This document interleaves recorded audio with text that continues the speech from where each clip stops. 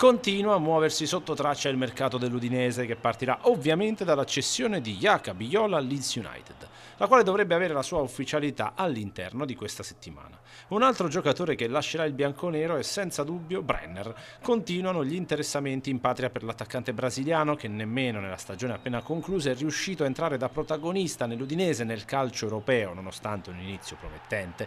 Quindi il club friulano si è rassegnato in questa circostanza a dover segnare sul bilancio una minusvalenza. Pagato poco più di 10 milioni di dollari un paio di stagioni fa, Brenner, tra infortuni e una scarsa integrazione nel gruppo, non è riuscito a ripagare l'investimento. Per ora l'ipotesi più accreditata è quella di una cessione al Vasco da Gama, dove in panchina siede quel Diniz che lo aveva valorizzato alla grande a Cincinnati. L'operazione potrebbe chiudersi per 6-7 milioni di euro, cifra appunto non pari alla spesa fatta per prelevarlo dalla MLS.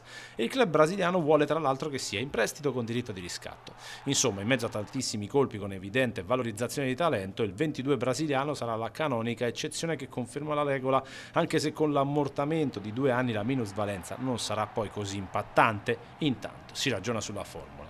Per quanto riguarda rinnovi e permanenze, si attende solo l'ufficialità di un altro anno in bianconero del friulano di adozione Padelli, notizia non da poco in un parco portieri che potrebbe essere sconquassato dal caso Coglie. In prospettiva si studia il profilo di Nunziante, classe 2007, che ha fatto grandissime cose con la maglia del Benevento in Serie C. I campani chiedono 1,5 milioni, cifra alta, ritenuta al momento fuori mercato dal club friulano. Dalla prossima settimana, una volta ufficializzata la cessione di Biol, sarà il momento dell'annuncio dell'ingaggio di Niccolò Bertola, che tecnicamente sarà ratificato solo dopo il 30 giugno, quando scadrà il suo contratto con lo Spezia. La giovane promessa, che si è distinta in cadetteria, è pronta a mettere nero su bianco la sua firma su un accordo quadriennale con l'Udinese. Ma non solo, perché per il reparto arretrato spunta il nome del georgiano Saba Goglicidze, una delle note più positive dell'Empoli nonostante la retrocessione finale. Il classe 2004 ha mostrato grande capacità e personalità in 33 presenze, finendo anche nel mirino del Milan, e potrebbe essere ideale per la difesa tre-bianconera.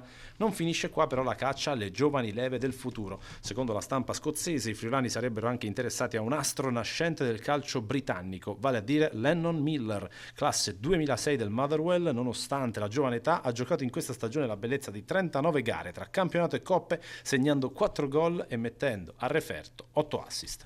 L'Udinese c'è, anche se la concorrenza è agguerrita. Sul promettente centrocampista, che vanta già 2 presenze con la nazionale maggiore, ci sono infatti in Italia la Lazio, e all'estero è stato sondato da Eintracht Francoforte, Strasburgo e Union Saint-Gilloise.